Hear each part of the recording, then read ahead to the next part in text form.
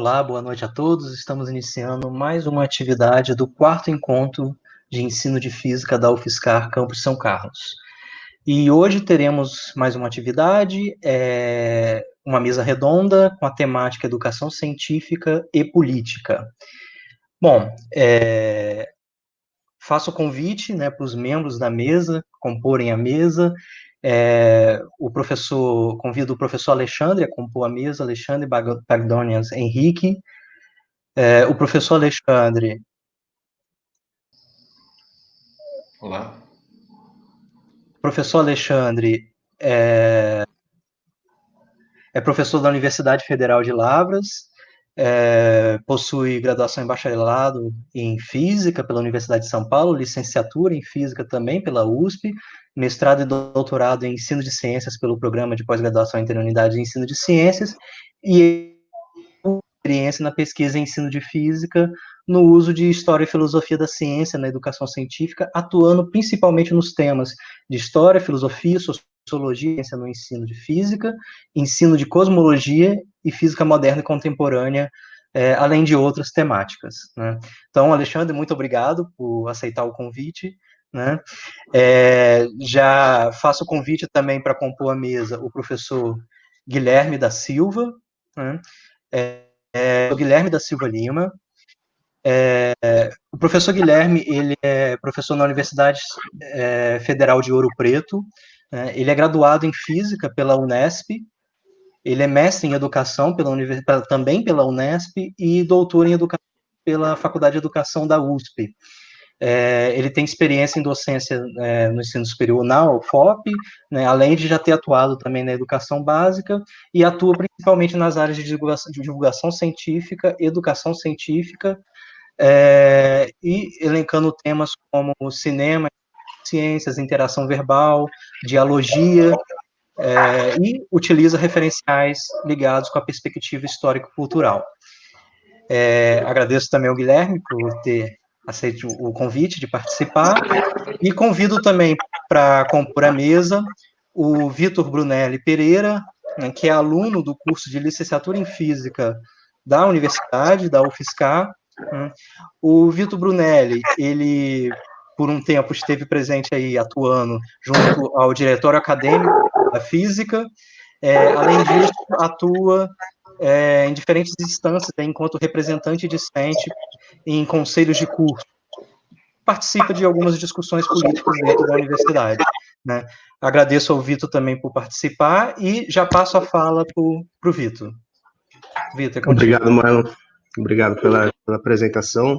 Gostaria de fazer uma saudação aí para todo mundo que está aqui presente, né? Estão assistindo a essa mais uma palestra que a gente está fazendo, né? Do Encontro de Ensino de Física.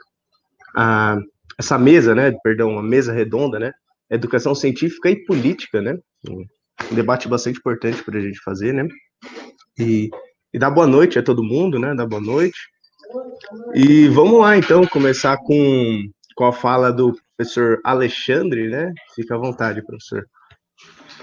Pessoal, boa noite. Queria agradecer muito o convite de todos. É um grande prazer participar com vocês. Uma pena que a distância, né? Teria sido muito bom voltar para São Carlos. Eu estudei em São Carlos, né? Na USP São Carlos. Gosto muito da cidade. Tenho amigos ainda por aí, mas infelizmente a gente vai ter que fazer esse evento à distância, mas imagino que vai ser muito legal para todos, porque é um tema muito bacana. Também é um prazer rever o Guilherme aqui, meu colega mineiro aqui de Ouro Preto, né? A gente estudou juntos também lá em São Paulo, né? Mas agora estamos juntos aqui em Minas. Bom, eu vou falar para vocês sobre esse tema que é muito bacana, né? Educação e política, mas já deixando claro que não é minha área de especialidade, né? Como pesquisador em ensino de ciências. Como o Marlon já me apresentou, eu tenho experiência em história e filosofia da ciência, né? Claro que, tratando desse tema, a política sempre apareceu nas minhas pesquisas, nos meus trabalhos, eu sempre tive interesse nisso. Mas só ultimamente, mais como professor, não como pesquisador acadêmico, né, é que esse tema está se tornando mais central para mim. Então, por isso, hoje eu vou falar bem pouco das minhas pesquisas, citar alguns artigos que já estão publicados, de passagem, né, e aí quem tiver interesse pode ler essas referências que já estão publicadas, né, eu posso passar depois o texto para quem quiser, mas vou enfatizar muito mais a minha experiência como professor tratando desse tema envolvendo educação e política nas minhas disciplinas aqui da UFLA. Então, eu fiz mestrado e doutorado sobre História da Cosmologia na formação de professores, né, orientado primeiro no mestrado pela professora Sibeli Silva e no doutorado pelo professor João Zanetti, que fiz doutorado de sanduíche sobre Cosmologia e Divulgação Científica, o George Gamow, né, na UBC, né, uma universidade no Canadá. Então, eu continuo agora fazendo trabalho de pesquisa mesmo em História da Física, mas principalmente no ensino de Física, né, em levar casos históricos para a educação básica. A política sempre esteve presente, né, nas questões educacionais que eu buscava, nos casos históricos, mas só nos últimos anos ela tomou um papel mais central, a partir da minha procura preferencial, quando for fazer pesquisa, por casos que integram História e Filosofia da Ciência com Educação, Ciência, Tecnologia e Sociedade, né? Então, eu tenho preferido casos em que a dimensão política pode ser mais facilmente ressaltada nas discussões em sala de aula. Então, os pesquisadores todos sabem, né, que o objetivo de promover uma formação crítica e voltada para a cidadania tem encontrado desafios cada vez maiores nos últimos tempos, principalmente depois do golpe, da última eleição, e os adeptos da educação CTSA têm defendido que a gente tem que privilegiar nas escolhas curriculares temas com relevância social, como habitação, alimentação, guerras, racismo, identidade nacional, visões de mundo, religião, espiritualidade. Então, mesmo quando eu era pesquisador de História e Filosofia da Ciência, eu já tinha isso em mente e sempre tentava, de algum modo, tratar temas políticos, mas eles não eram tão centrais quanto tem sido mais recentemente para mim. Esse tipo de questões complexas, envolvendo questões de interesses, né, demonstram a urgência de que a gente, no ensino de ciências, não se furte do engajamento em controvérsias, lutando contra propostas como, por exemplo, Escola Sem Partido, que vão de encontro a essa ideia de que o professor deve debater temas controversos em sala de aula, né? A gente tem que se posicionar contra esse tipo de postura e ressaltar que é cada vez mais o papel da educação científica se engajar nesse tipo de debate envolvendo dilemas éticos.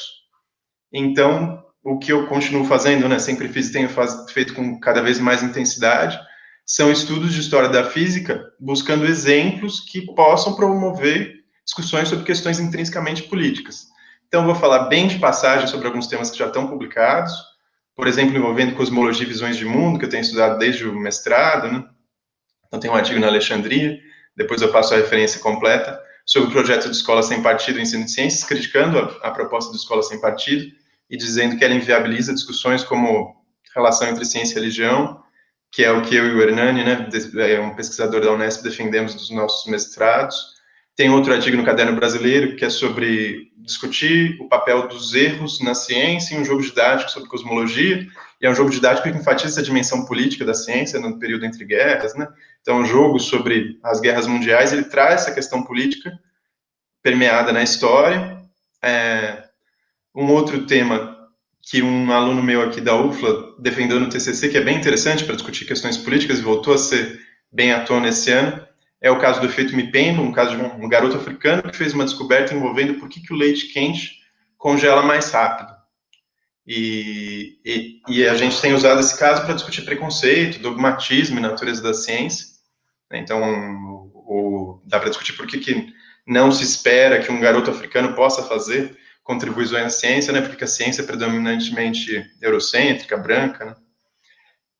Muitos dos meus alunos têm se dedicado à história da física nuclear, e o Guilherme também, né, tem colaborado com a gente nesse sentido, fazendo jogos de tabuleiro, RPGs, baseados na história da física nuclear na Segunda Guerra Mundial, para debater questões intrinsecamente éticas.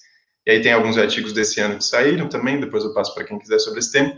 Mas eu vou dedicar mais o meu tempo agora para relatar eu acho que é um projeto que eu estou mais empolgado, começou na pandemia, e é o que dá para discutir questões políticas com mais ênfase, que é a ideia da física na casa. Eu tenho discutido com os alunos da licenciatura no curso de Ciência, Tecnologia e Sociedade.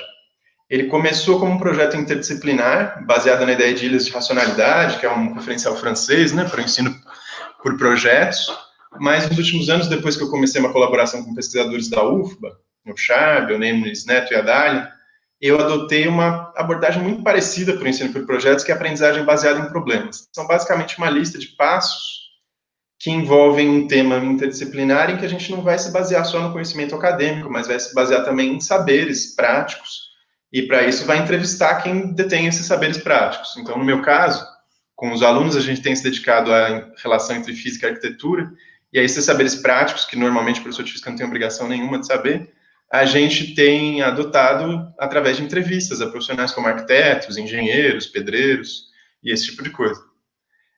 No último semestre, a etapa 1 da aprendizagem baseada em problemas foi bem ampla, e aí eu fiz questão de direcionar mais para questões políticas, porque eu já tenho trabalhado esse projeto já há alguns anos, lá na UFLA, e a gente tem a tendência de começar com um projeto interdisciplinar que tem potencial para questões políticas, mas pela experiência dos licenciandos, a gente acaba caindo muito na física, no que a gente é mais confortável, então eles acabavam reduzindo o projeto a quase uma aplicação de física, ao conforto térmico, como que a física pode ajudar a fazer casas mais confortáveis, mas a dimensão mais política da questão ficava secundária.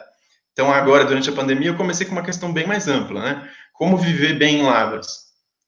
E pedi para eles falarem livremente. Eles sabiam que isso ia ter alguma coisa a ver com física e arquitetura mais para frente, né? Mas a princípio a pergunta tentou ser o mais ampla possível.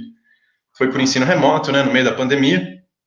E aí eles tinham que responder livremente, depois entrevistar os conhecidos, entrevistar a família e tudo mais, e ver o que a gente precisava para viver bem em Lavras, né? E para minha surpresa, a maior parte dos problemas envolveram falta de lazer na cidade, propostas como que tinha que ter um shopping ou mais coisa para fazer aqui em Lavras, porque a cidade é pequena, ou barulho de festas, eles não conseguiam estudar quando tinha festa nas repúblicas. E no meio da pandemia, nada envolvendo doenças, falta de emprego, problemas econômicos, saúde ou educação. E isso ligou meu alerta, né? Caramba, a gente está num curso de licenciatura que preza por questões envolvendo alfabetização científica, uma formação mais humana, e meus alunos, no fim do curso, no curso de Ciência, Tecnologia e Sociedade, já no sexto semestre, não enxergavam relação alguma entre a física e problemas reais e problemas da cidade. Para eles, a física não podia ajudar em nada envolvendo o Covid, a pandemia, emprego, saúde e educação. Só pensar em relações da física com acústica, né, com barulho de festa, e a questão da falta de lazer, eles falaram, bom, isso aí é um problema sério, mas a física não tem nada a ver com isso. E isso me reafirmou a convicção de que a gente precisa problematizar esse tipo de coisa e mostrar nos cursos de CTSA que a física tem uma relação direta com questões importantes, como essas todas que já foram citadas, né?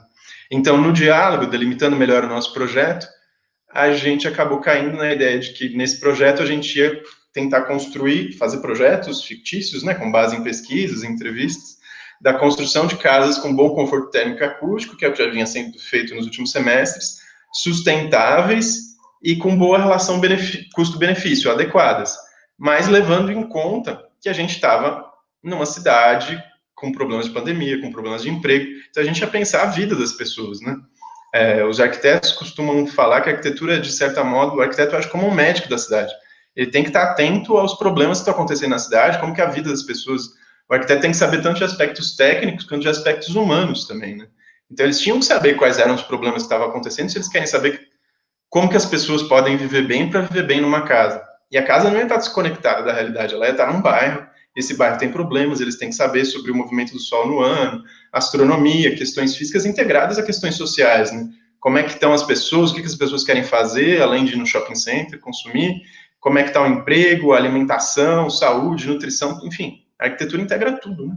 Todas as dimensões da vida, não só o aspecto técnico, físico.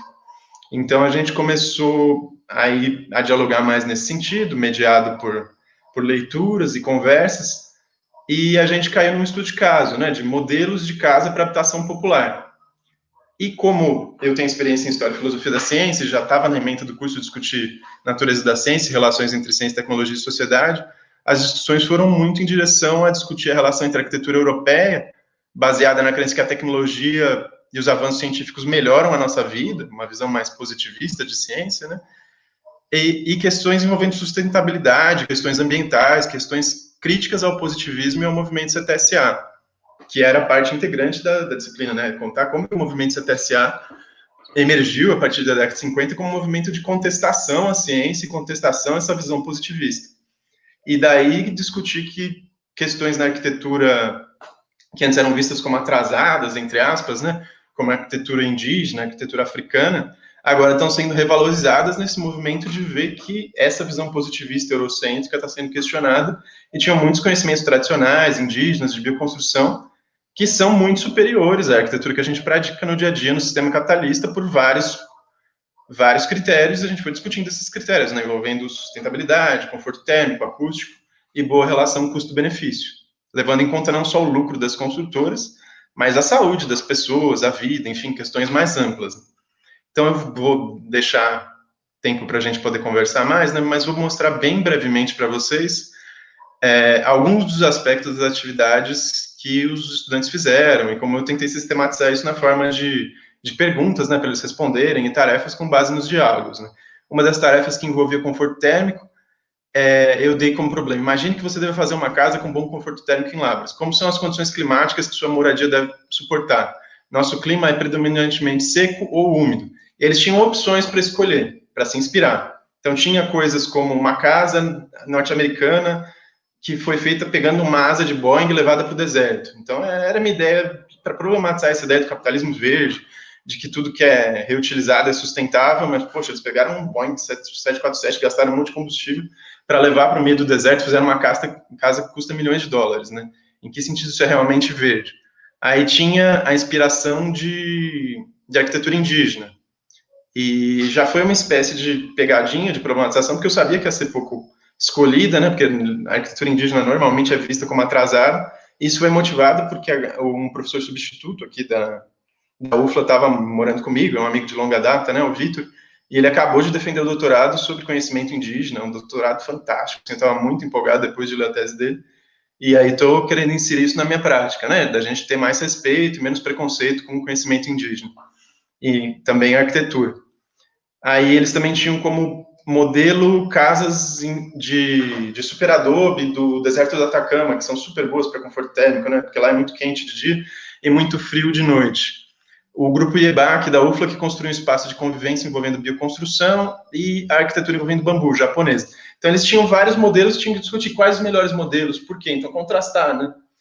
Para não ficar só numa de que, bom, porque sempre que eu começo com essa discussão mais envolvendo sustentabilidade, parece que o grande modelo é uma coisa tipo bioconstrução, que é barata, tem boa relação custo-benefício, é sustentável e tal, mas aí a gente começou a entrar nos conflitos, nas contradições, né? Por que então todo mundo não tem casa envolvendo bioconstrução, né? Por que isso não dá certo em larga escala? E aí, para aprofundar isso, eu trouxe convidados para entrevistas, né? O Vivenci Lima, um membro do grupo IEBA, que eu participei com eles de alguns mutirões aí na UFLA, e ele topou me ajudar no curso. Ele relatou como que foi a construção de bioconstrução lá no IEBA, né, e os problemas de fazer isso em larga escala, porque é complicado, né, é uma coisa meio artesanal, pode dar um monte de problema. Então, que aqui em Lavras ainda eu mesmo quis fazer a casa como o Guilherme fez, de bioconstrução, mas ele tinha mão de obra para isso em Ouro Preto. Aqui em Lavras eu não achei. A Mona Lisa Pereira, que é uma arquiteta formada aqui na Lavras, que participou de uma oficina de tratamento de águas cinzas numa ocupação em Belo Horizonte durante o EREA, né, que é o Encontro Regional de Arquitetura. Aí ela relatou para eles como que eles foram numa comunidade e as contradições envolvidas, né, porque teve gente que estava recebendo na sua casa, né, na comunidade, esse tratamento de águas cinzas envolvendo bananeira, mas eles não queriam, porque, né, uma bananeira atrai mosquito e tal, parece que é uma coisa bacana, sustentável, que todo mundo vai querer, mas tem essa carga de mesmo as pessoas que estavam recebendo ali não gostavam muito, porque tem essa carga de que é uma coisa atrasada, complicada, enfim, envolveu um monte de conflitos essa oficina. E uma arquiteta chilena, a Alejandra Medina, que foi entrevistada por e-mail, né, ela respondeu perguntas dos alunos sobre superadobe e técnicas de bioconstrução lá no Atacama. E aí, como tarefa, eles tinham que escrever, no fim, uma carta para o prefeito da cidade, dizendo se posicionar em relação a uma empresa. Aí eu peguei bem essa questão do capitalismo verde, né? A empresa queria fazer tiny houses de container reciclado com vidro, de inspiração de arquitetura da Avenida Paulista, né? Então, predinhos super modernos, bem com cara de capitalista e sustentável. E, ao mesmo tempo, tinha um modelo indígena, porque as pessoas que iam receber esse projeto da prefeitura eram indígenas. Aí eles tinham que dialogar com isso, a coisa do capitalismo verde contra o conhecimento tradicional indígena. Quais as vantagens e desvantagens e como lidar com os conflitos. Bom, foi uma primeira experiência, né? Eu gostei muito, estou muito empolgado e pretendo continuar essa experiência agora nos próximos semestres, e acho que tem muito potencial para aproximar mais o sentido do ensino de física dessas questões reais, para que nos próximos cursos, quando eu perguntar para vocês como que a gente pode viver bem em Lavras, eles pensem além de questões técnicas envolvendo a física e reconheçam que a física pode ajudar em questões centrais. Bom, pessoal, era isso. E eu fico aí à disposição, agradeço de novo o convite para a gente continuar o diálogo, e quem quiser saber mais sobre as referências citadas, tal, eu posso mandar de algum jeito o arquivo do Word que eu fui usando como base para a minha apresentação.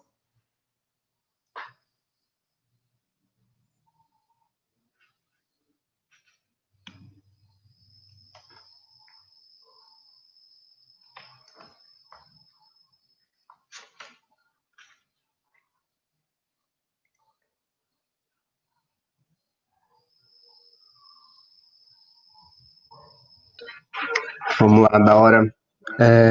Obrigado, Alexandre. Obrigado mesmo pela fala, pela experiência que você contou pra gente, né? Acho que é tema bastante pertinente sempre a gente levar isso para as escolas, né? Levar enquanto professores, né? Professores, professoras. E agora o professor Guilherme com a gente também. Passo a falar para você, professor, fique à vontade. Depois, ao final, a gente vai fazer as perguntas, tá, gente? Quem tiver pergunta pode ir mandando aí pelo chat. Boa noite, pessoal. Saudações para todo mundo que está acompanhando a mesa redonda e o evento, né? É um prazer colaborar com a atividade, né? Agradeço todos os organizadores pelo convite e espero contribuir com essa discussão aí de educação em ciência e política, né? Que é um tema tão urgente, né? Que por vezes o campo de pesquisa e a área como um todo negligenciou na minha leitura. Quando a gente pensa aí nesse grande espectro do ensino em ciência, especificamente no ensino de física, né, são diversas atividades que podem ser analisadas politicamente, né, como a que o professor Alexandre acabou de comentar, né, mas é possível também falar de currículo, das próprias práticas em sala de aula, né, das políticas públicas, né, meio que até é algo um pouco óbvio, e também da divulgação científica, que é o que eu pretendo falar um pouco hoje, né. Eu tenho trabalhado com divulgação científica já faz um tempo, e numa perspectiva crítica mesmo, né, com referenciais do materialismo histórico dialético e da perspectiva histórico-cultural de uma maneira um pouco ampla, com Vygotsky, Bakhtin, mas todos eles numa perspectiva de dialogar com o materialismo mesmo, né. Então, é isso que eu tenho feito nos últimos tempos, e para hoje eu separei aqui uma apresentação, né, para falar um pouco sobre divulgação científica e ideologia. E eu vou compartilhar aqui com vocês, e aí eu continuo. Vamos lá.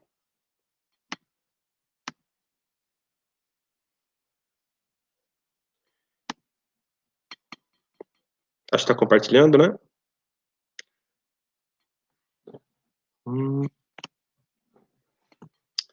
Opa.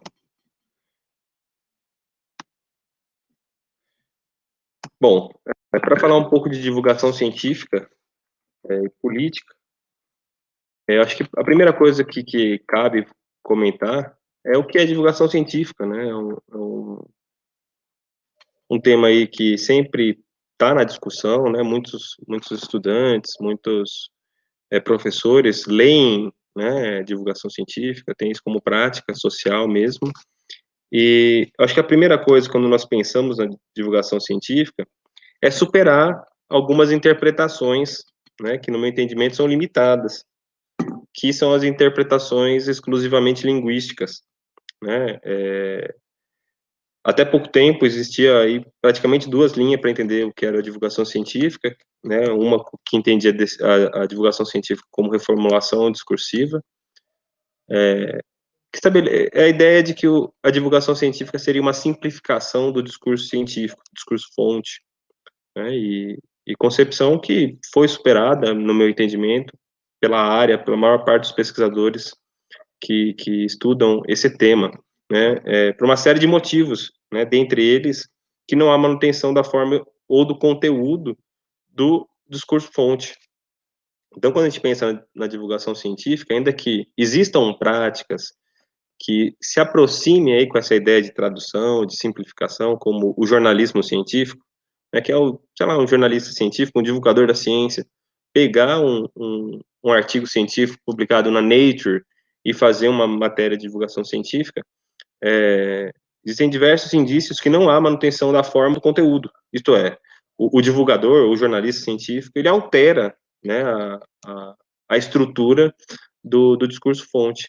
Isso não é uma questão de erro conceitual, não, é uma produção comunicativa mesmo, né, por isso que é ressachada essa questão da reformulação discursiva, né? E outra superação, para entender a divulgação científica, é superar a ideia de que é um gênero discursivo próprio, porque são diversos gêneros quando nós pensamos na divulgação científica. Você pensar é, é, o artigo é um tipo de gênero discursivo, né, que pode ser utilizado na divulgação científica, assim como a carta, assim como um programa de TV, né? Você pensar a característica discursiva de um programa de televisão, né, os caçadores de mitos, com artigos, sabe, super interessante. Eu estou falando de linguagem, né, de construções discursivas muito diferentes, né? Então, eu acho que também é necessariamente é necessário, né, uma superação dessa interpretação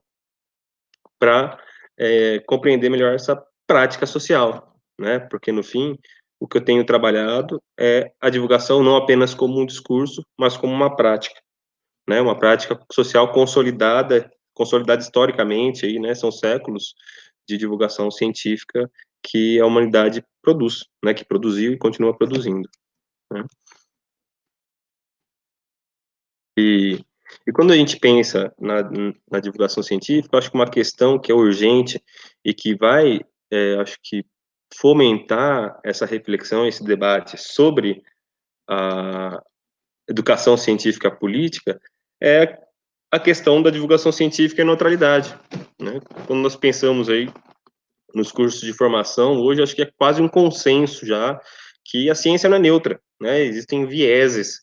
Isso acontece também com o jornalismo. O jornalismo, né, ele não é neutro, né, também tem vieses. E por que a divulgação científica seria neutra, né? Ela também não é neutra, né, ainda que tentem produzir com uma suposta neutralidade, inclusive com elementos para iludir mesmo, né, para ludibriar, para esconder o autor e as perspectivas que circundam o texto escrito ou produzido, né, na TV, ou falado, né, em podcasts e tudo mais. E aí, né, partindo dessa ideia de que a divulgação científica não é neutra, quais são essas orientações?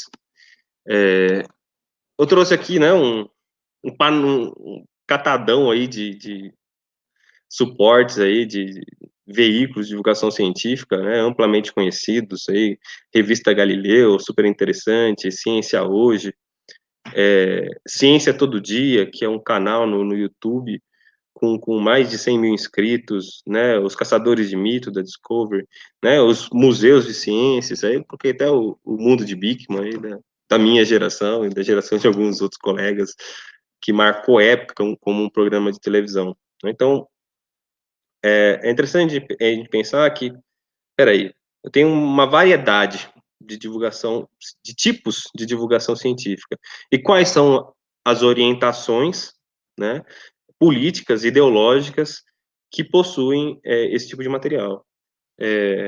Para falar um pouco disso, eu me concentrei vou me concentrar, né, em apresentar algumas considerações de uma pesquisa que eu fiz, foi publicada já até faz um pouquinho de tempo, que é 2018, sobre o caso da barragem de Fundão, né, que rompeu em Mariana, e vamos adiante, né.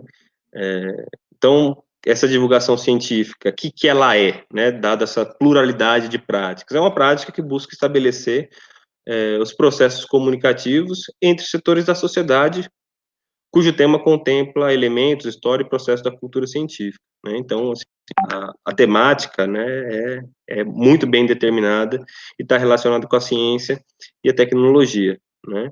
Então, só que como prática social, né, como eu disse já anteriormente, uma coisa que não dá para apagar, e é nisso que eu acho que falo da necessária superação das interpretações exclusivamente linguísticas da divulgação científica, é que como prática social ela é determinada pelas condições concretas de produção. E hoje, né, vivemos o capitalismo e ponto final, né? Provavelmente a divulgação científica, inclusive, só surge no capitalismo.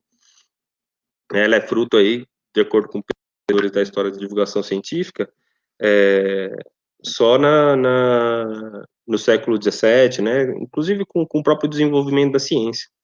Então, como é que acontece esse tipo de produção em um sistema cujo um dos princípios é a geração do lucro, né? Então, acho que aquela visão um pouco que eu chamaria de ingênua, idealista da divulgação científica como uma prática que vai esclarecer, né, a sociedade, acho que ela tem que ser superada também. Por quê? Porque quando eu pego aqui, né, esse exemplo, né, de algumas dessas práticas de divulgação científica, é muito claro o que cada atividade quer, sabe? Né, você falar, peraí, é super interessante, é o terceiro maior produto da editora Abril, a maior editora do Brasil, se não me engano, né? Se não for a maior, é uma das maiores, mas com certeza é um grande conglomerado de comunicação, né? Para não falar monopólio. Então, e é a terceira, né, revista mais vendida, perde para a revista Veja e para a revista Cláudia, né, por incrível que pareça. Né, não sei quem conhece a revista, né, geralmente capas sensacionalistas, né, que atrai o público, que vende, né, e tem o interesse, claro, de lucrar. Por quê? Porque o mundo é esse, né, o mundo é o capitalismo. Então, assim, o que uma prática editorial quer? Quer lucrar, né, isso não é um demônio, nada disso, é o que nós vivemos, né, são as condições concretas, né, que circunscreve a prática de divulgar ciência, né. Então, né, como eu já disse, né, é necessária essa superação de uma interpretação ingênua, né. Por quê? Porque a divulgação científica tem propósitos, né, ela não é feita na mente aí dos indivíduos, ela é materializada, né, e depende de condições de produção, né.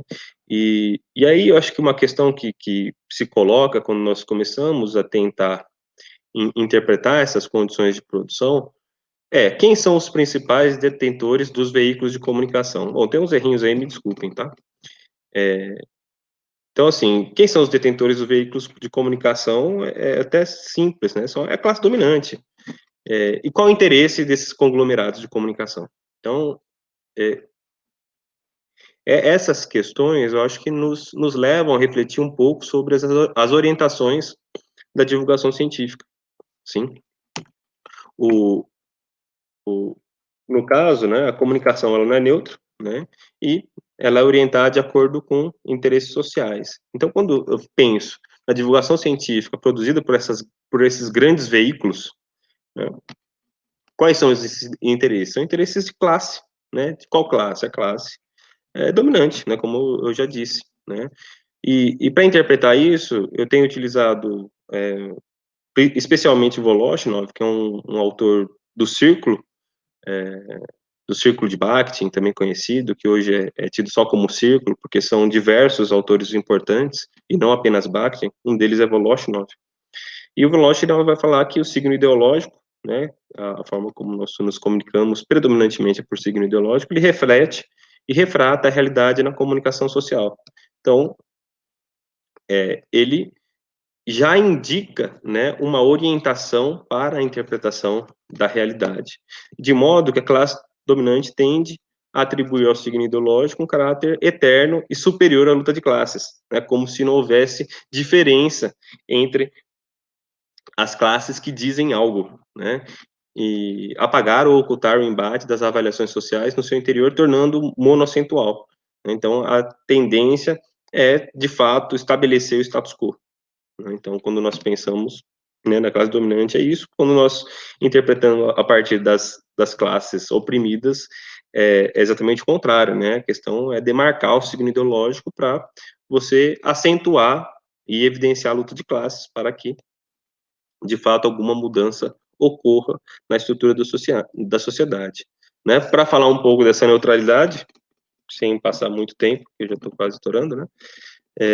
Eu vou pegar o caso do crime socioambiental da Samarco, Vale BHP, que foi, né, o rompimento da barragem de Fundão, uma catástrofe tecnológica, né, que aconteceu em 5 de novembro de 2015, para quem não se lembra bem. Né, recentemente tivemos mais um crime socioambiental da Vale, novamente, em Brumadinho. E é um crime socioambiental, é assim que eu trato, né, quais foram as causas desse crime? Decisões técnico-científicas e econômicas, né? É importante demarcar isso, porque quando nós falamos do crime socioambiental, às vezes parece que não tem a ver com ciência, né? Eu acho que talvez essa foi toda a abordagem da mídia na época. Peraí, o que causou o rompimento foram decisões técnico-científicas, como, por exemplo, o alteamento da barragem.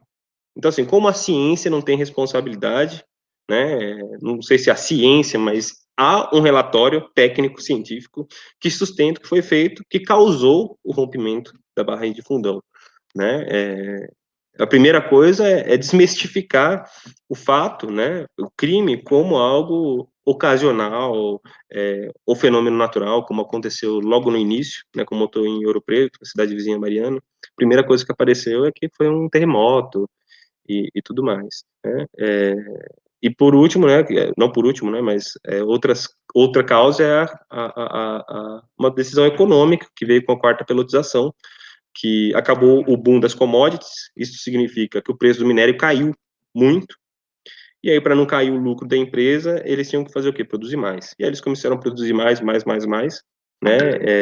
Existem estudos aí de pesquisadores, grupos de pesquisa como Poemas, GEPSA, que indicam que há uma regularidade com o fim do boom das commodities, que é sazonal, ele acontece de tempos em tempos, crimes dessa natureza. Bom, para entender as orientações ideológicas, eu analisei a revista Veja, tá? Um número especial, que é o número 224. Por que a revista Veja? Porque é a revista de maior circulação nacional, né? E analisei a característica da reportagem. A reportagem em si, ela não era uma reportagem exclusivamente de divulgação científica, clássica, mas era uma construção híbrida, né, que tinha elementos do jornalismo e elementos de divulgação científica, que contempla, por exemplo, o discurso de autoridade, né, o cientista ali para validar alguma interpretação, alguma coisa, assim como abordagem de elementos do ambiente e tudo mais, né. Durante toda a abordagem, a ciência e técnica é supostamente neutra, né, não há uma crítica, né, de orientação, né, e na reportagem também ocorre o apagamento do termo crime, né, coisa que é muito curiosa, que, no meu entendimento, é um elemento crasso aí de indicação ideológica, né, porque para o Estado foi crime, né, para o Estado brasileiro, para o Ministério Público, aquilo foi um crime. E a Samarco, a Vale, a BHP, assim como os seus responsáveis na época, respondem por crimes. A questão é por que uma revista não chama de crime algo que é crime? Isso é uma escolha ideológica. Né? A questão é por que fazer essa escolha ideológica. Né? Ao invés desse termo, é usado o quê? Acidente, desastre, tragédia, e né, esses são os principais. Né? Além desses elementos que eu identifiquei na pesquisa, foi o ocultamento dos responsáveis pelos crimes. Né? A reportagem tem 9 páginas, há apenas 2 referências à empresa Samarco, né? Algo que é estranho. Você faz uma reportagem sobre um dos maiores, na época, possivelmente o maior crime socioambiental brasileiro dos últimos tempos, né? E você fala o nome do responsável 2 vezes, né? E, por outro lado, você tem uma responsabilização do Estado. Eu trouxe alguns exemplos, só para vocês entenderem um pouco melhor, né? Um dos exemplos aí do apagamento das empresas e responsabilização do Estado, tem nessa citação, né? Que é logo no começo do artigo, né, na galeria de tragédias evitáveis, que o Brasil mantém insistentemente aberta, o quadro mais novo é Uma Natureza Morta. Ao desembocar no litoral do Espírito Santo, em 21 de novembro, um sábado, o rio de lama de rejeitos que vazou com rompimento no dia 5 da barragem de Fundão, de propriedade da mineradora Samarco, em Minas Gerais, concluiu a pintura de um cenário de rara devastação. É muito interessante esse trecho, porque ele tem características, às vezes, que passam despercebidas, né? Nele, há a indicação da Samarco, é um dos trechos que apresenta, né? Mas a forma como apresenta a Samarco é muito interessante, né? Porque a Samarco não é responsável, ela é só proprietária. Então, né, de propriedade da mineradora Samarco. Assim como a construção com uma linguagem não objetiva, né, literária e, né, que permite uma interpretação mais plural, ela é mais polissêmica, né? O que é natureza morta? Então, assim, isso é uma discussão interessante de se pensar, né? Porque se a natureza tem que estar viva, não tem? Se está morta é a natureza. Então, assim, e você tem uma pintura aí, né? Concluiu a pintura de um cenário de radiodifestação. Você tem elementos que acabam tirando o foco, né, do fato, assim como outros que, né, colocam em segundo plano a ação da Samarco, né, bem como a ação da barragem, né, o rio de lama de rejeitos que vazou, com o rompimento. Então, assim, o problema é o quê? Do rio de lama de rejeitos que vazou, a culpa é dos rejeitos que vazaram e não da Samarco. Então, assim, você tem uma inversão, são coisas muito sutil na construção mesmo do enunciado, que acabam por indicar determinadas orientações, né? E aí é interessante que depois, outra passagem fala o seguinte: muito provavelmente houve negligência combinada com as precárias regulamentações brasileiras no setor da mineração. E aí, né, um exemplo do apagamento, né? Peraí, se houve negligência combinada, é combinada com quem? As regulamentações brasileiras é evidente. E o outro sujeito, onde está? Né? Porque essa passagem aparece já quase no final da reportagem. Acabei esquecendo de colocar a página aí para vocês terem referência. Me desculpe. E, logo em seguida, né, fala, as técnicas brasileiras são antiquadas. Então, assim, esse pequeno trajetória aí da narrativa expressa na revista, há uma tentativa de responsabilização do Estado. A questão não questiona a responsabilidade do Estado, que de fato existia, mas, no fim, quando nós pensamos aí, técnicas brasileiras são antiquadas, como se a técnica tivesse, né, nacionalidade, ela nasceu no Brasil e é exclusivamente daqui, né, como se fosse um registro de nascimento, né, e a empresa não tivesse responsabilidade em escolher o que usar, né, porque a BHP, que é uma grande mineradora mundial, não constrói barragens desse tipo no Canadá, na Austrália, é a mesma empresa. Então, assim, eles têm o poder de escolha, mas por que as técnicas são brasileiras? Sim, então, assim, há uma tentativa de deslocar, né, o principal responsável.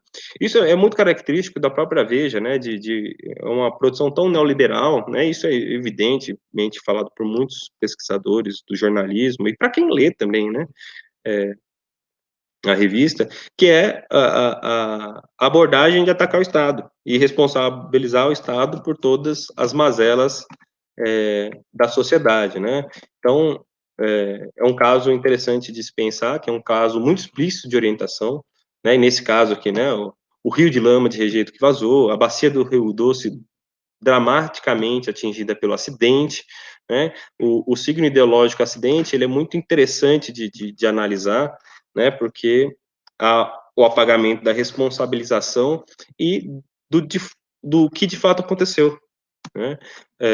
Eu trouxe aqui, ó, só para vocês terem uma ideia, 3 das definições de dicionário mesmo, dicionário de língua portuguesa, do que é acidente, desastre, tragédia, né? Acidente, acontecimento casual, fortuito, imprevisto, acontecimento infeliz, usual ou não, e de que resulta ferimento, dano, estrago, prejuízo, avaria, ruína, etc., desastre, acontecimento calamitoso, especialmente o que acontece de súbito e ocasionando grande dano ou prejuízo, acidente, mau êxito, fracasso.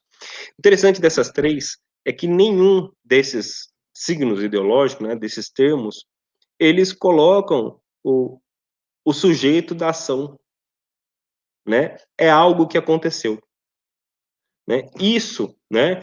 Quando nós pensamos na conjuntura, no modelo, no sistema de produção da própria reportagem, acaba fazendo o quê?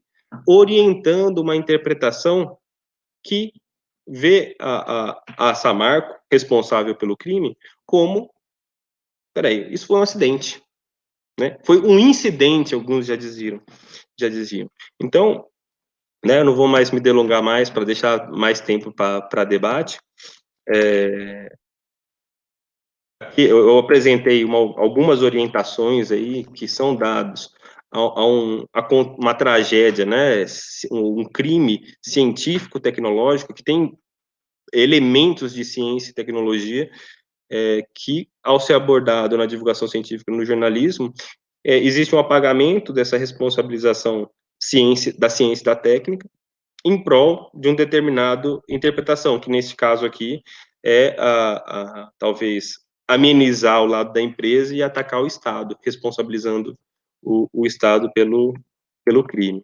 Né? E aí eu retomo aquela minha apresentação inicial, né, das possibilidades, quando nós pensamos aí nessas múltiplas capas, né, quais são as orientações ideológicas que existem, né, nesses outros modos de divulgar ciência, né, talvez mais característicos e mais exemplo mesmo, né, que são mais exemplo do que a divulgação científica, né, quando nós pensamos na Galileu, a ciência da legalização da maconha, em que contexto isso aparece e por que isso aparece em determinado momento da nossa história, né, e quais são as orientações, porque quando nós pensamos nesse caso, né, específico aí da maconha, por exemplo, né, tradicionalmente, né, ou no imaginário, muitas vezes está ligado à pobreza, à favela e tanto mais, e você tem uma capa de, né, um rapaz, um jovem, muito bem vestido, né, no mínimo ali classe média, né, com várias supostas plantas de maconha no fundo. Então, assim, peraí, que orientação a revista está querendo dar acerca desse tema? Bom, eu acho que as principais coisas que eu tinha para falar é isso, né? Eu acho que deixar mais tempo para o debate e obrigado por enquanto. Perfeito, professor Guilherme. Obrigado aí pela apresentação, pela fala, né?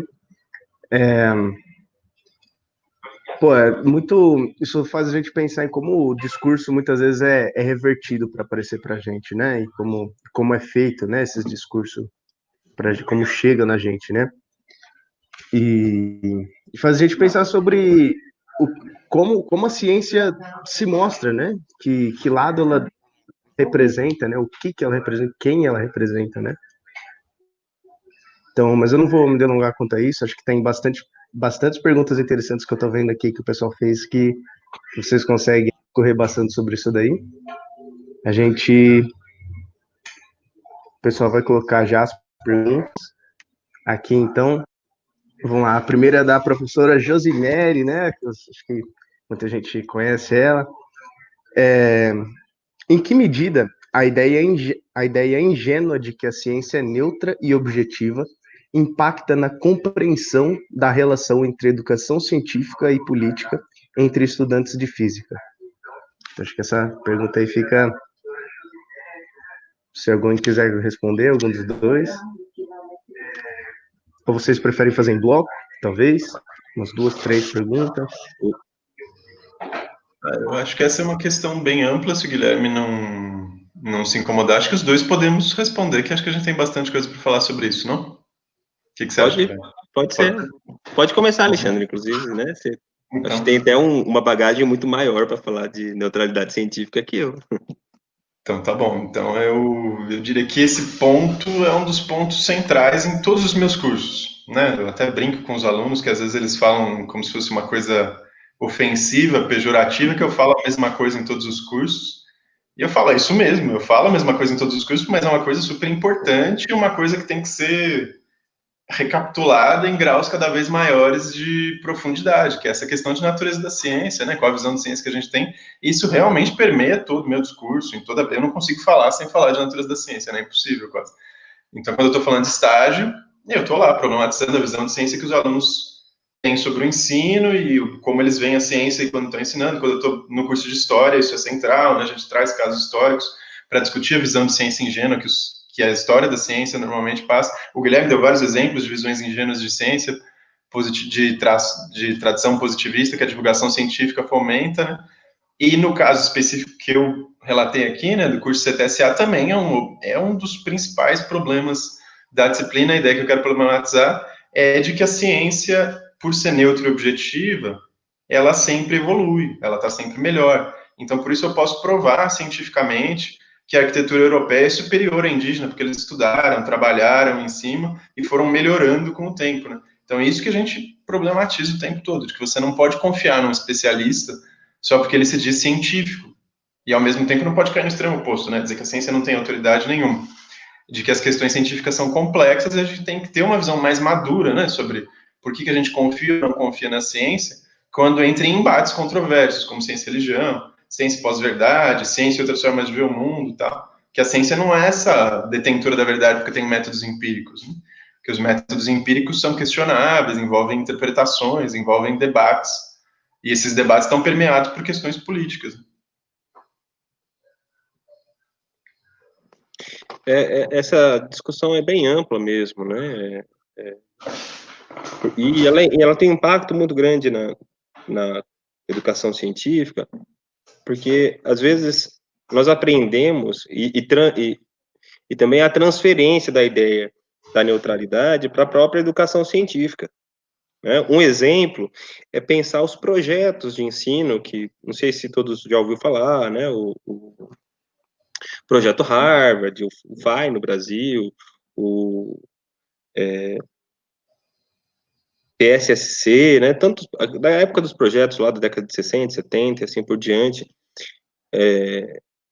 Muitas vezes nós aprendemos isso e, peraí, que contexto entra os projetos? Né? Entra num contexto de Guerra Fria, né? Em um contexto de um projeto financiado pelo governo dos Estados Unidos e da Inglaterra, né?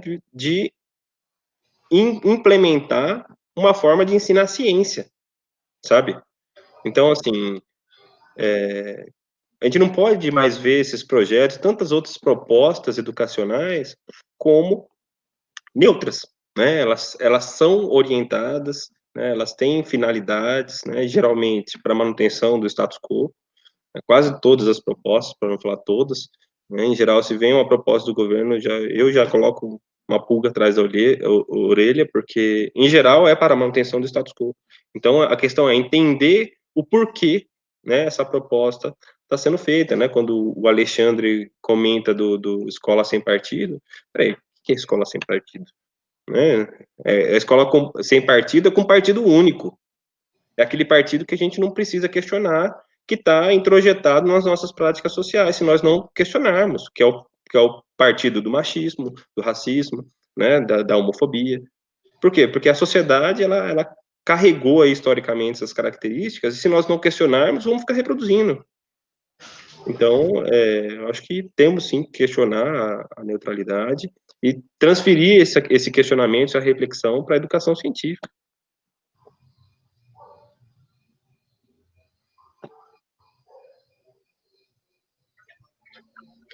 Perfeito.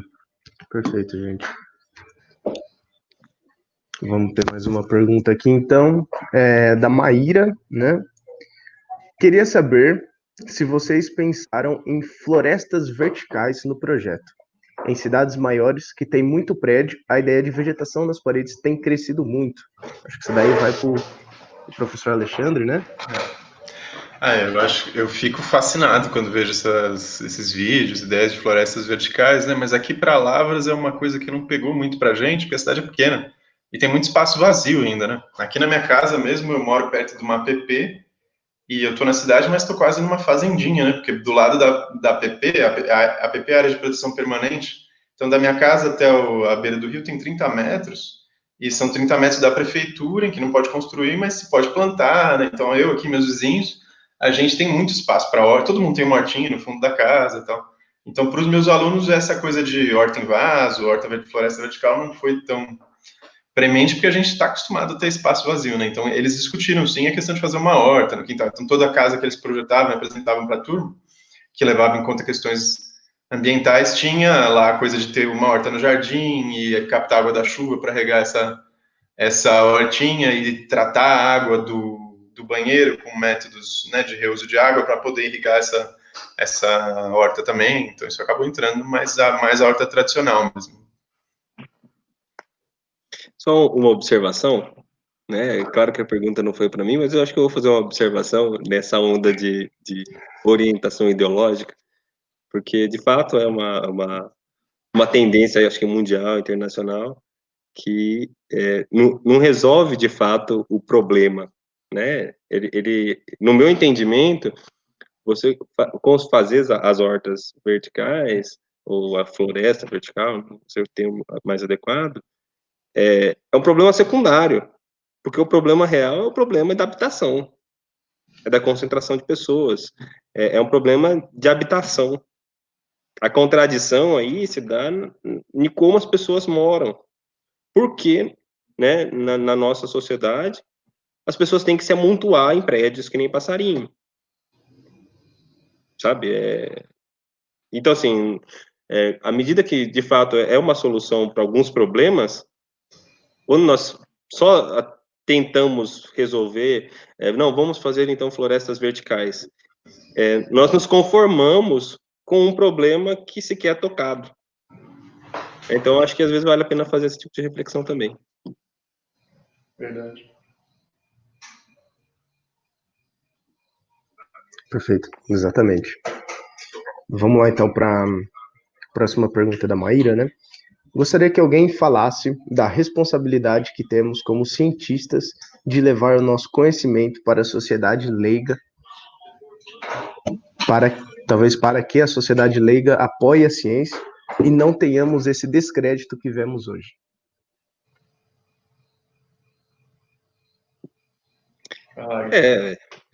Eu acho que eu posso começar a falar, né? Acho que está mais voltado à divulgação científica. De fato, é uma responsabilidade, mas não é só responsabilidade nossa. Quando a gente pensa na divulgação científica, e até naquela ideia de tradução, que é uma concepção bem consolidada, o que é compreendido é que uma divisão entre especialistas e leigos, que eu acho que ela não é tão clara assim, né? Na sociedade de hoje, muitas pessoas sabem diversos elementos de ciência, assim como não sabem diversos outros. Assim como o cientista é leigo em diversos assuntos, eu sou leigo em um monte de coisa, né? Eu sei um pouco de divulgação científica, sei um pouco de educação científica, mas tem tantos outros assuntos que eu sou leigo. Então, acho que uma colocação que eu faço, acho que é uma responsabilidade do cientista, claro que é, mas é uma responsabilidade da sociedade como um todo, né? Eu, particularmente, tenho entendido que a ciência é o sistema racional, né, mais avançado que o homem já produziu. Existem outras formas de se pensar, de se refletir, sim. Você tem um mito, né, que talvez a expressão maior religião, você tem uma série de formas simbólicas, mas a ciência, do ponto de vista racional, acho que é a mais avançada. Então, assim, temos responsabilidades, mas essa é uma responsabilidade social, e não só da ciência. Né? A divulgação científica existe, é claro que porque o cientista, a ciência quer ultrapassar as suas barreiras, mas também porque a sociedade demanda essas informações. É possível ver em música, em poema, né, em demanda popular, né, inclusive revolta popular por temas científicos ou não científicos. E quando a gente pensa aí na nossa responsabilidade, acho que tem que ampliar, né? O outro problema que a Maíra ela levanta é o descrédito. É que sim, é descrédito, mas talvez se fosse necessário mensurar esse descrédito. Porque no fim, 90% das pessoas, imagino eu, né, não tenho dado para isso, mas 90% das pessoas, se fica doente, vai fazer o quê? Vai no médico. Ou então compra um remédio. Então, assim, é um descrédito em determinados aspectos, só que é um crédito excessivo em outros, sabe? Então, eu acho que a gente tem que analisar de uma maneira um pouco mais dialética mesmo essa relação da crença e a descrença na ciência. Porque, ao mesmo tempo que o sujeito fala, eu sou anti-vacina, não vou tomar vacina, por outro, se o mesmo sujeito, espero que não aconteça com ninguém, mas tem câncer, ele vai procurar quimioterapia. Então, assim, que descrédito é esse? Talvez seja mais um momento conturbado da nossa sociedade, que temos que tentar aprender com ele para, de fato, defender uma ciência que promova a justiça social. Eu posso comentar também, na mesma pergunta? Fica à vontade, Alexandre. Eu concordei muito com o que o Guilherme falou, e eu acho que sobre essa questão da divulgação científica, essas questões envolvendo o descrédito da ciência, né, a crise da autoridade da ciência, principalmente recentemente com essa discussão sobre pós-verdade, é importante enfatizar isso de que é responsabilidade não só dos cientistas, mas também de que haja um diálogo maior entre cientistas e sociedade sobre questões controversas.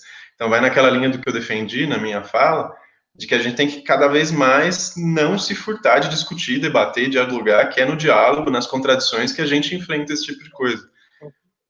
Nesses projetos, a gente sempre cai nesses embates envolvendo conhecimento científico e ele entra em conflito com visões de mundo diferentes, conhecimentos tradicionais. Por exemplo, quando a gente está falando lá sobre construção de casa, tem coisas que a ciência diz que é melhor fazer de um jeito e um conhecimento mais tradicional, mais antigo, indígena, africano, do jeito que se construía na fazenda, diz que é de outro jeito.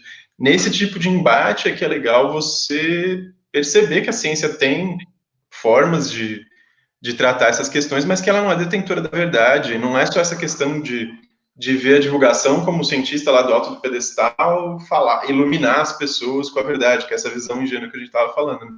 O cientista tem que descer do pedestal e conversar, às vezes, de igual para igual, com uma pessoa que tem uma experiência prática, técnica, tradicional, antiga, e que sabe, às vezes, muito mais do que um cientista teórico, que sabe pouco sobre um determinado assunto, e quando eles vão entrar num certo embate, tem que ter um diálogo respeitoso das duas partes. Isso serve para todos os casos que eu falei, não só para arquitetura, mas para ciência e religião, pós-verdade, vacina, enfim, todos os exemplos que foram citados aqui, né, de embates entre ciências e outras formas de ver o mundo.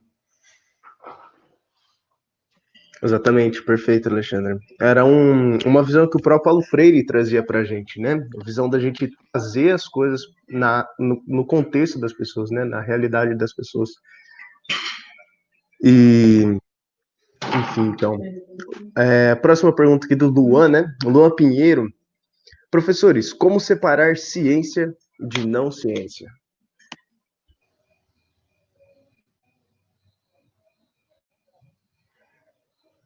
E aí, eu começo? Tá bom. Minha primeira iniciativa, é uma pergunta boa, é um tema interessante, eu gosto muito desse tema, mas minha primeira tentativa seria mais legal um diálogo, né? Não dá para eu dialogar diretamente com quem fez a pergunta, eu iria perguntar para ele primeiro para que isso, né? Mas, independente disso, tem muita gente que quer separar, né? A gente vê essa necessidade, né? Principalmente quando eu falei nesse tipo de conflito, de que às vezes é importante, de certo modo, dar autoridade para certos discursos, como se eles fossem científicos. Eu preciso definir o que é científico e o que não seria científico, não teria certa autoridade. Essa eu acho que é uma estratégia que não deve ser seguida. A autoridade independe da coisa ser científica, né? Então, até é possível entrar em discussões epistemológicas e dizer, por exemplo, tem um certo filósofo que tem um critério claro para separar o que é ciência e o que não é ciência, né? O Karl Popper fala que só o que é falseável é científico. Mas aí os filósofos não concordam com esse critério, tem outros que falam que não tem critério nenhum, tipo Feyerabend, bem mais anarquista, né? Não dá para separar ciência de não ciência. Eu, particularmente, não tenho postura definida sobre isso, eu oscilo, né? Até publiquei um artigo recentemente contrastando essas duas visões, né? Usando Lakatos e Feyerabend, que são dois epistemólogos que discordam sobre esse ponto, para interpretar casos de história da cosmologia. E eu mesmo oscilo, às vezes tem horas que eu sou mais lacatosiano e acho que dá para separar, dá para defender a racionalidade da ciência, e tem horas que eu sou mais feyerabendiano e falo que não tem sentido, a gente tem que respeitar aquele conhecimento tradicional lá, e não importa se isso é científico ou não. Por isso que eu sempre defendo essa coisa do diálogo, né? Depende. Às vezes o rótulo de científico é usado para para enganar, no caso dessa marca que o Guilherme estava falando, né? Aí não faz sentido essa marca se esconder atrás da ciência para se isentar da responsabilidade, né? Nesse ponto eu sou fera-bendiano, vou falar que é isso, não tem base científica nenhuma, esses autoridades supostamente científicas aí que estão usando a ciência em nome do lucro econômico. E tem momentos que realmente, né, o cara tá membro do governo, vai dizer que é defensor do terraplanismo e fala, não, pelo amor de Deus, a gente precisa um pouco de popperianismo aqui, voltar a defender que a ciência tem uma base empírica, que ela é importante, que ela é racional, né? Eu sigo. Vai lá, né? Mó problemão esse, né? O que é ciência e o que não é ciência, eu sou um pouco pragmático para isso, né? Acho que ciência é aquilo que os cientistas produzem no seu campo de atuação. Ponto. Porque, como o Alexandre disse, né, é uma delimitação extremamente complexa, porque você tem na história da ciência aí, inclusive temas que não eram científicos, né, com o seu desenvolvimento se transformaram, né, mostraram a base racional. Mas, para além aí dessa brincadeira, eu acho que nós não podemos perder de vista a razão, né? A ciência é uma forma simbólica cuja razão é o principal elemento. A racionalidade é o principal elemento. Ponto. Então, assim, necessariamente a ciência é racional, eu acho. Ainda que você tenha exemplos, né, como o próprio Alexandre comentou, né, o Fayarabi ele fala isso também no livro Contra o Método, mas a organização, né, apesar do método às vezes não ser, a organização sempre é racional.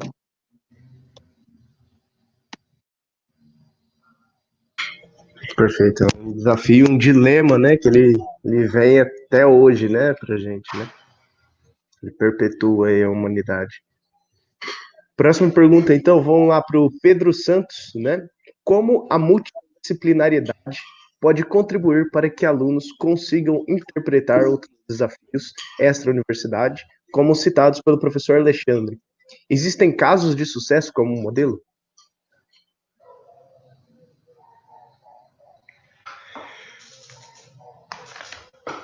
Bom, acho que eu começo, né, Guilherme?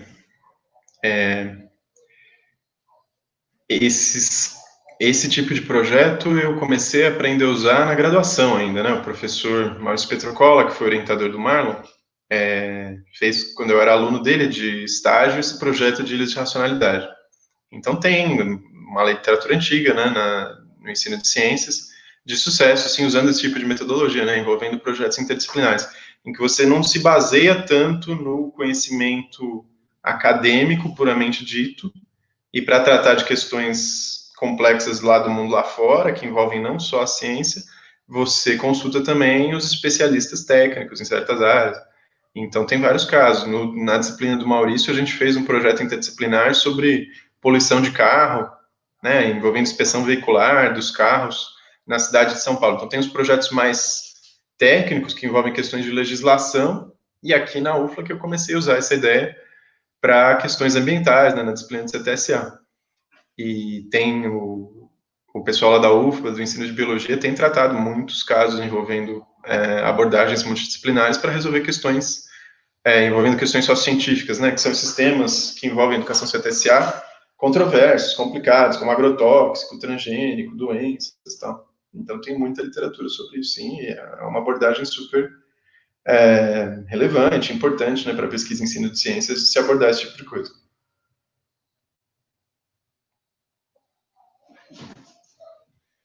Eu acho que o que o Alexandre falou é muito pertinente.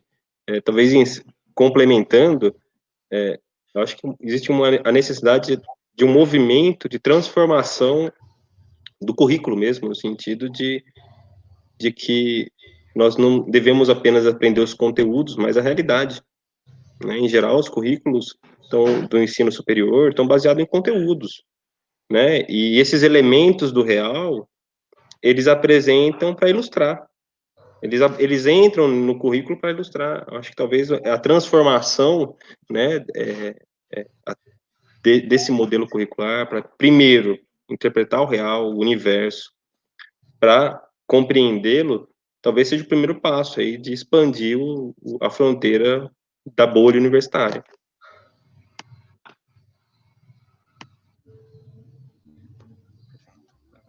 Fala. Ok. Agora a pergunta da minha mãe aí. Um beijo para minha mãe, tá acompanhando a gente também. Então, ela perguntou assim, né? Professor Guilherme, quem são a classe dominante e como ela influencia no andamento da ciência?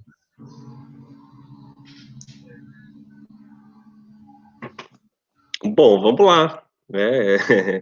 Quando a gente pensa em classe dominante, são os grandes proprietários, né, de uma maneira geral, dos meios de produção. Ponto, né? Acho que a gente tem que, quando interpretar luta de classes, né, entender que, peraí, não é o mercadinho, né, da esquina ali, né, a mercearia do seu Zé, que é a classe dominante, né? A classe dominante são os grandes monopólios. Eles determinam os caminhos da sociedade, né? Como? Com política pública. Um caso que possivelmente todos vão lembrar. Vocês lembram da campanha Veta Dilma?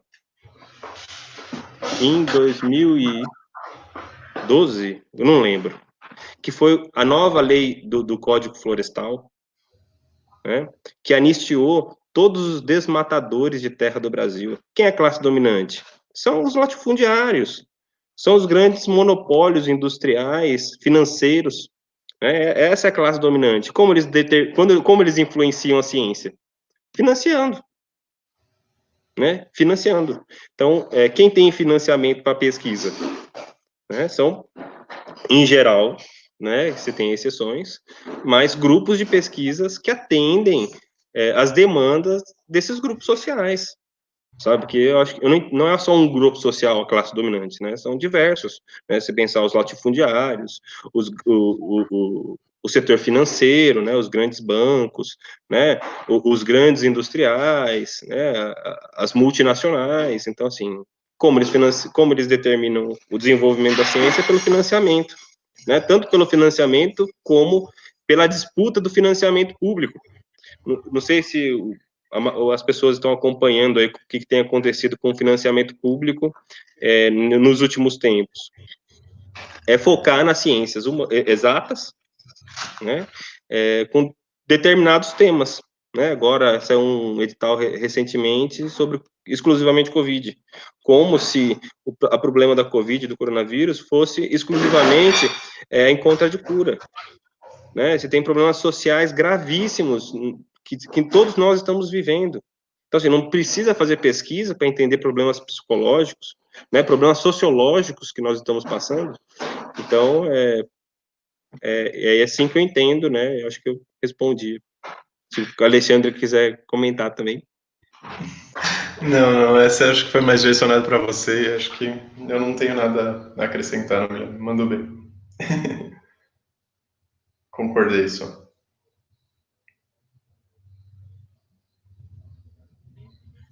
Certo, obrigado. Vamos lá, então. Não vai falar nada mesmo, Alexandre? Não. Acho que... Beleza, então. Vamos lá passar para a próxima.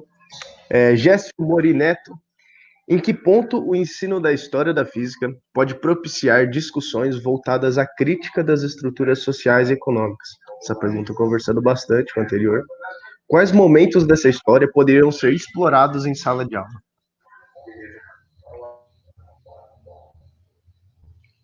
Bom, acho que eu posso começar, Guilherme. Legal. Eu foquei mais a minha fala nessa questão da arquitetura e sustentabilidade, né, porque é o que não estava publicado, mas eu fui mencionando de passagem alguns outros artigos que já têm sido publicados, né, pelo pessoal aqui do meu grupo de pesquisa, e eu sempre, essa pergunta sempre me norteou, né, na escolha dos episódios científicos. Então, eu diria que tem infinitos episódios históricos em que você pode ter uma interpretação educacional, crítica, problematizadora, e que você quer se basear num certo caso histórico para demonstrar essas contradições e lutas de classe. Dá para fazer isso com qualquer episódio da história. Em particular, nos episódios que eu estudei,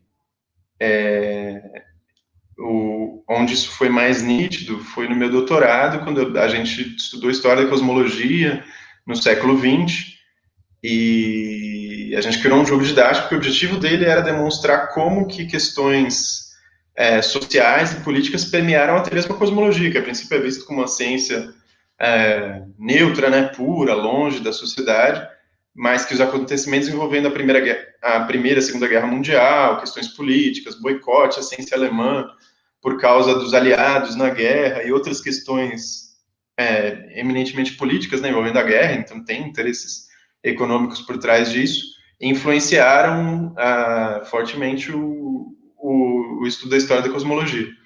Mas eu também gosto muito de um outro caso, que não fui eu que pesquisei, né? Eu uso sempre no curso de Ciência, Tecnologia e Sociedade, que é um RPG para discutir máquinas térmicas, que tem bem essa pegada marxista. Esse RPG, ele se passa na época da Revolução Industrial, e aí os alunos têm que escolher entre a máquina de Newcomen e a máquina de Watt. Então, a princípio, é uma coisa quase como um júri simulado, tradicional, assim, mas daquela aula padrão de história internalista, né, que você pensa nos conceitos. Mas o RPG é muito legal porque ele trouxe essa questão para o lado mais da história externalista, e além de estudar física, os jogadores eles têm também que negociar com o dono da fábrica, com os trabalhadores, então é um RPG, né? E aí os trabalhadores podem fazer um grupo de pressão junto ao dono da fábrica para ver qual que vai ser a máquina que vai ser escolhida. Então é um episódio histórico super legal para discutir relações de trabalho, né? Os maus tratos, as crianças e mulheres que trabalhavam nos teares na época da Revolução Industrial, e isso permeado por questões históricas e políticas, né? Então é um caso histórico muito legal que foi feito pelo Diego Sábica, que é um aluno de mestrado orientado pelo Paulo Lima, da Federal do Rio Grande do Sul, quando ele ainda estava lá, agora ele está no UNB, né? Que é muito legal, eu tenho usado sempre e usado como inspiração para os jogos, porque o meu grupo agora na UFLA desenvolve jogos didáticos, né, jogos educacionais, tentando sempre com essa pegada de integrar história e CTS, casos políticos. Então a gente sempre usa esse RPG do Diego como modelo, né, para os novos jogos. E meus alunos continuam querendo fazer isso, né? Quando eu vou falar lá sobre dilemas éticos, bomba nuclear e todos esses novos jogos, a gente sempre tem em mente essa ideia de problematizar a relação entre ciência e política em tudo quanto é proposta didática.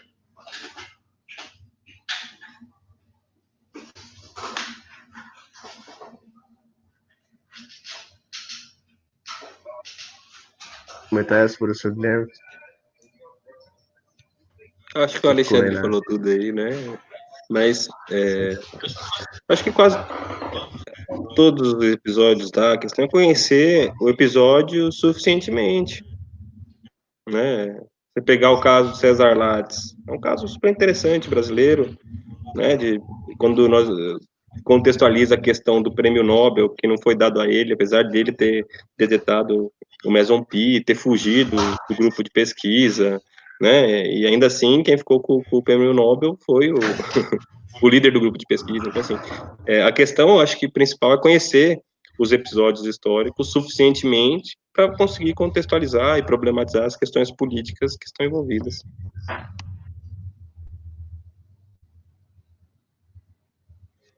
Perfeito. E só gostaria de fazer um comentáriozinho rápido também, né, para a gente poder prosseguir com as perguntas. Eu vi que, felizmente, perguntas muito boas, mas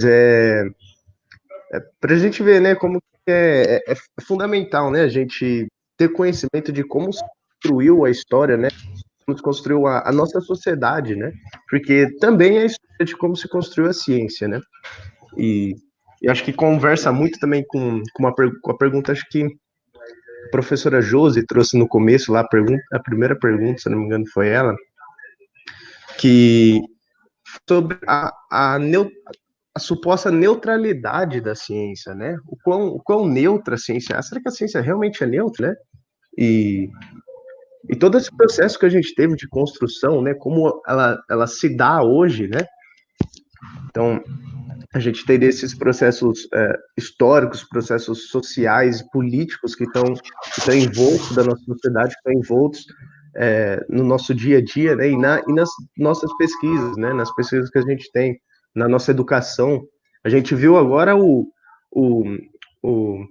próprio ensino médio sendo reformado, sabe? Então, está passando por processo de reformulação. Eu não sei, não cheguei a ver o certo se já foi concluído já esse processo aí, mas a gente vê que o próprio ensino médio está sendo reformulado, assim, e várias ciências humanas estão sendo cortadas, sabe? E, enfim, né, isso a gente vê como a nossa educação, como a nossa construção, né, como a nossa cultura vai sendo não, não desenvolvida, não só desenvolvida, mas ela vai sendo moldada, né? Acho que essa é a palavra, né? Então, isso reflete diretamente na nossa ciência, reflete diretamente no nosso dia a dia, né? Então, acho que era o comentário que tinha para fazer. Vamos para a próxima pergunta agora. Do Gesso trazendo mais uma pergunta para a gente. Professor Guilherme direcionando, né? Professor Guilherme, em relação à linguagem utilizada em materiais didáticos de física, você identifica um fortalecimento da suposta neutralidade científica? Como isso pode ser trabalhado em sala de aula?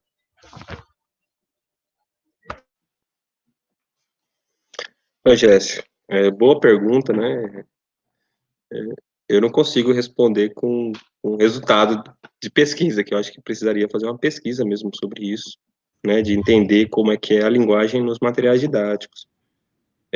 Assim, a impressão que eu tive quando eu lecionava a educação básica era uma tentativa de, sim, né? Produzir uma linguagem supostamente neutra, né?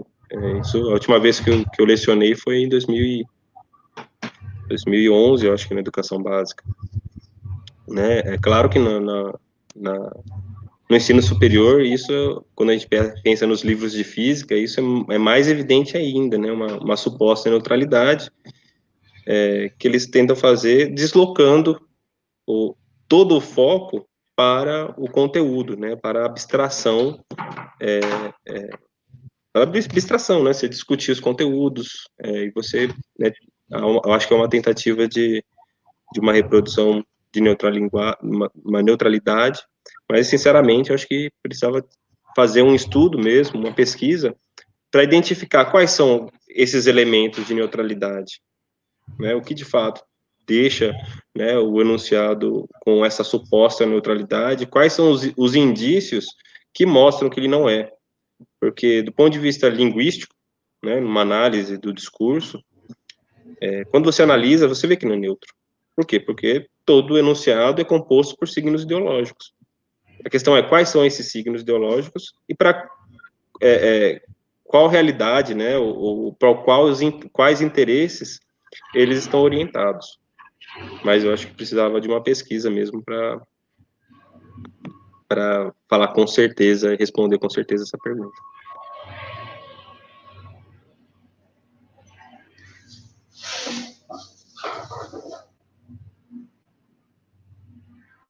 Não, eu não tenho nada para comentar sobre essa. Pode ir para a próxima.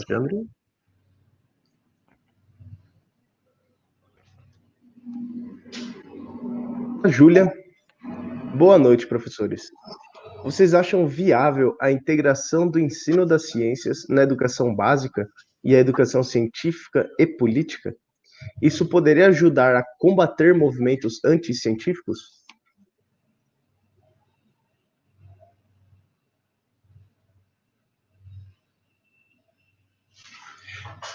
Posso começar, Guilherme? Com certeza. Eu acho que isso seria essencial. Eu acho que boa parte dos problemas que a gente tem envolvendo a relação entre ciências e outras formas de ver o mundo, que estão culminando em várias crises, tem a ver com uma falta de discussões políticas na formação, um certo analfabetismo político. Então, por isso que eu sempre tenho argumentado que, ao invés de evitar controvérsias e discussões políticas, a gente tem que ir na direção contrária, de inserir cada vez mais debates sobre essas questões controversas. Eu sei que é difícil, às vezes os professores têm medo, né? Falam, nossa, eu sou professor de física, eu podia ter minha vida tão mais fácil, eu ficasse lá falando de bloquinho, plano inclinado, e não entrar nesses temas espinhosos, mas eu sempre defendo que isso é essencial, é difícil, é duro, eu mesmo não gosto, eu já entrei em debates muito desagradáveis com essa minha postura, teria sido mais fácil minha vida se eu não tivesse me engajado nesse tipo de discussão, mas eu continuo defendendo que a gente tem que ter essa coragem de encarar esse tipo de discussão. Eu acho que sim, acho que é muito importante a educação política mais ampla para os alunos aprenderem não só os conteúdos conceituais tradicionais, mas também conteúdos que tem se falado, né, procedimentais, atitudinais, como ouvir o outro, como se portar, como lidar com o ponto de vista alheio em situações controversas, né? Eu acho que é bem importante.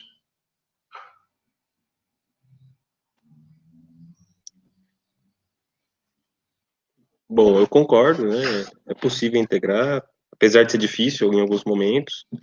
Eu acho que mais uma questão antes eu acho que ter clareza do porquê lutar contra os movimentos anti-ciência. Por quê? Eu acho que essa clareza é essencial para a mobilização e para a articulação entre a educação científica, né, a educação básica, e a política. Porque a luta contra os movimentos anti-ciência não é uma luta para saber quem está certo. Eu acho que, para mim, não tem o menor sentido isso. Não, eu estamos certos, vocês estão errados. Né? Nós temos que combater o movimento anti-ciência porque ele oprime. Ponto final. Ele oprime. Como ele oprime? Quando fala que vacina é um mito, sabe? Ele oprime. Por quê? Porque a população, a sociedade, a humanidade quase foi dizimada sem vacina.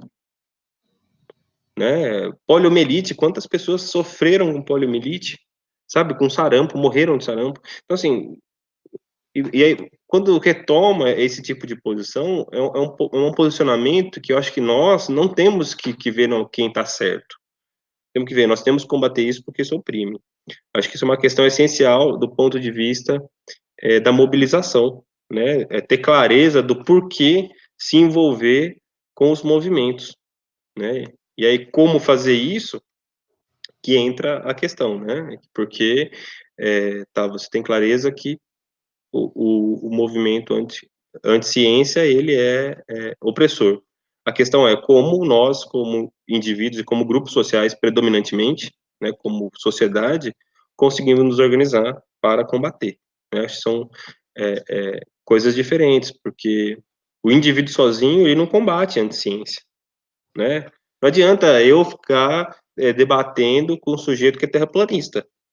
Eu não estou combatendo o movimento, né? Existe, de fato, uma necessidade de algo estruturado, né? De um movimento organizado de luta, que é importante e também mostra um pouco até dos problemas, né? E das falhas do ensino de ciência.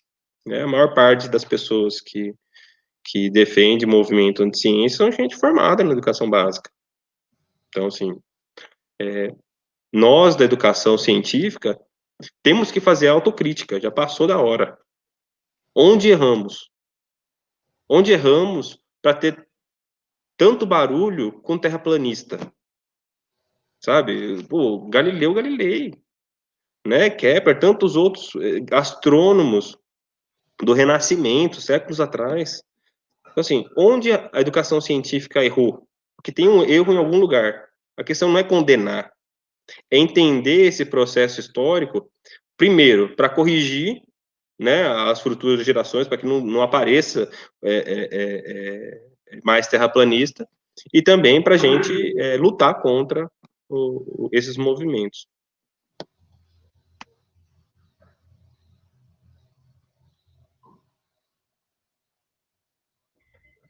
Perfeito, professor Guilherme. E a gente vê, né, acho que seu questionamento é extremamente importante, assim, né? Porque acho que onde que a gente errou, né? É uma pergunta bastante interessante, porque a gente vê a construção disso, né? A gente vê. Não é aquele ponto, né? Mas é como esse erro se construiu, né? Como pequenas ações ou grandes ações, né? Vão se refletindo nisso, né? Como que, por exemplo, uma pequena reforma né, reforma do ensino médio pode refletir isso na sociedade que vai estar construída aí há 10 anos. Como que um simples projeto de esquecer, opa, a câmera está aqui, esquecer, entre aspas, que a gente tinha um fundo de patrocínio aí fundo de patrocínio, não, um fundo de suporte aí, né? Não lembro como que era a sigla, mas fundo de suporte da educação básica, que era o Fundeb. Como que esse projeto de esquecer o Fundeb ia passar assim e acabou o patrocínio, acabou o auxílio do governo federal com a educação básica, sabe? Então, são coisas da atualidade, assim, bem recentes que eu só pontuei, mas que coisas que vem coisas como essas, né, que vem acontecendo não de hoje. Vocês citaram aí, né, o Renascimento, mas desde antes, né? Desde quando, né? Essa que é a questão, né? Desde quando esses erros vêm sendo, esses supostos erros, né, vêm sendo cometidos, se não táticas, né, das classes que vêm sendo dominantes para continuarem sendo classes dominantes, né? Como que eles vieram refletindo na sociedade que a gente tem hoje, na sociedade que a gente teve há 10 anos atrás, na sociedade que a gente teve há 50, e na sociedade que a gente vai ter daqui a 10, daqui a 20, daqui a 50 anos, né? Então é interessante a gente pensar isso, né, em como a gente pode ir fazendo as coisas para mudar isso, né? E como pequenas atitudes, né, a gente ir mudando isso, né? Com as nossas aulas, né? Em como a gente transmite a ciência para as nossas turmas, né? Como a gente constrói o conhecimento, né? Com futuras gerações. Vamos aí? Próxima pergunta. Pedro Santos, né? O IDEB, é o Índice de Desenvolvimento, eu não lembro certo agora, desculpa, gente, se depois alguém quiser pesquisar, de 2019, demonstra que os alunos possuem dificuldade em analisar gráficos básicos, fato que se estende, porém, na pandemia, o que mais se vê são gráficos. Como isso impacta no confinamento?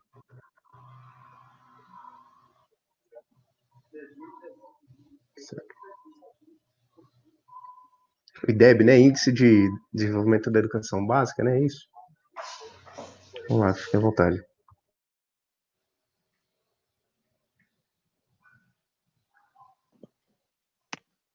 Pedro, vou tentar associar essa sua pergunta com a anterior, né? Como isso impacta? Eu acho que a gente tem que entender a ciência, né, do ponto de vista histórico aí, como um processo de libertação do homem mesmo, né? Libertação em qual sentido? No sentido da sua subjugação à natureza, né? Nós não estamos mais suscetíveis às regras da natureza, né? Nós construímos casa, né? Se o temperatura esfriar 5 graus, poucas pessoas vão morrer por causa disso, né? A humanidade não vai ter uma grande perda por causa disso, porque temos uma capacidade de burlar aí as regras da natureza. Na verdade, a nossa sociabilidade permite. Então, ainda que entre ganhos, avanços e retrocessos, porque a ciência também trouxe retrocessos ao longo desse processo, ela apresenta uma certa autonomia, ela oferece autonomia para a humanidade. Então, quando nós vemos esse dado do IDEB, que as crianças não conseguem ler gráfico, isso impacta de um modo extremamente ruim. Por quê? Porque coloca novamente, né, o sujeito numa situação de exposição. Se ele não entende como o Covid, né, o coronavírus é disseminado, ele está suscetível a correr riscos, né, e que ele nem sabe. Então, assim, tem uma relação aí de ciência, tanto como libertação, como não ciência e opressão, que eu acho que ajuda a entender um pouco essa sua pergunta, porque há não sei se uma condução, uma probabilidade de pessoas que não saibam ler gráficos, né, ter uma postura menos cuidadosos com o coronavírus. Só que a gente não pode também sobrevalorizar essa posição e negligenciar o fato que nós vivemos em sociedade. Então tá, o sujeito não sabe ler gráfico nenhum, mas o amigo dele sabe, a mãe dele sabe, né? O jornal fala, ô meu amigo, não sai de casa. Por quê? Porque você pode ficar doente, né? Essa doença pode evoluir e você pode morrer. Então, talvez, ainda que importante, e de fato, não saber ciência coloca as pessoas em riscos, por outro, existem outras ferramentas que a pessoa pode se esclarecer, né, e tomar atitudes adequadas nesse contexto. Muito legal. A princípio, quando a gente vê esse tipo de coisa, né, poxa, uma dos objetivos básicos da educação que as pessoas saibam ler gráficos, né, tá no Enem, faz muito tempo, todas as matérias devem contribuir para esse tipo de coisa, não só humanas quanto exatas. Então, parece escancarado, né, ou como o Guilherme falou, o fracasso da educação tradicional, de que as pessoas não estão conseguindo sair da educação básica sem nem mesmo entender o básico. Então, por um lado, realmente reforça a necessidade do ensino de ciências e de que mais aulas, que as pessoas precisam ser melhor formadas. Mas isso também me liga um alerta, né, que tem a ver com as outras perguntas, as questões que a gente estava discutindo, de que não é mais conteúdo, não é mais aquela ideia de que se você souber ciência, você vai ser um cidadão melhor e você vai saber tomar decisões em relação ao Covid se você souber mais conteúdo científico. A gente não precisa de mais aula de tradicional, de física, química, biologia, ensinando os detalhes técnicos de como construir gráficos para as pessoas saberem dialogar, pensar no outro e tomar decisões melhores no meio de uma pandemia, né? A gente precisa de conhecimentos científicos integrados com um debate sobre questões políticas, questões humanas, então essas questões interdisciplinares mais amplas. Então, o conhecimento técnico em si é importante, gráfico é sem dúvida importante, mas tem vários jeitos de aprender sobre gráficos, inclusive com projetos interdisciplinares ou propostas de debates envolvendo várias disciplinas. Você vai não daquela aula tradicional do tipo gráfico, tem a ordenada, tem a abscissa, você aprende desse jeito. Você pode interpretar um gráfico porque você precisa resolver um problema prático envolvendo uma questão social relevante que está partindo do seu projeto interdisciplinar, né?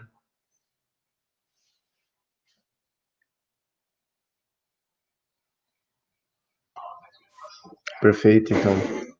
Isso daí foi nossa última pergunta, né? A gente parece que não tem mais nenhuma pergunta, segundo a produção comunicou, né? Ok. Então é isso, gente. Eu gostaria de agradecer os professores que tiveram aqui presentes, né? O pessoal todo que assistiu a gente até agora, né? E eu reforço então aí o agradecimento, né, ao Alexandre, ao Guilherme, por terem topado participar, né, por trazer essa fala que foi rica, né, essa discussão que foi tão rica sobre essa interface entre educação científica e política, né, e os seus vários elementos que estão ali envolvidos, né. Também agradeço ao Vitor, né, que fez essa mediação, né, e participou aí das discussões. Bom, então a gente encerra, né, mais essa atividade do ENEF, do Encontro de Ensino de Física, esse evento que está sendo realizado neste ano em parceria com a Semana da Física. Aproveito para informar, né, que aqueles que estão inscritos no evento e têm acesso ao AVA, não se esqueçam que tem lá sorteios de livros que estão tendo, que a gente está tendo esses sorteios, né, ou melhor, vai ter esses sorteios, mas é necessário que indique o interesse de participar. Então, tem lá as opções para indicar esse interesse lá no ambiente virtual, no AVA 3. Né? Bom, e lembrando que amanhã a gente tem uma palestra, né, de cultura didática e inovação e ensino de física, né, que é a última atividade que a gente vai ter dentro do encontro de ensino de física. Tá? Bom, gente, é isso. Boa noite a todos e todas, e nos vemos então amanhã. Tchau, gente. Até.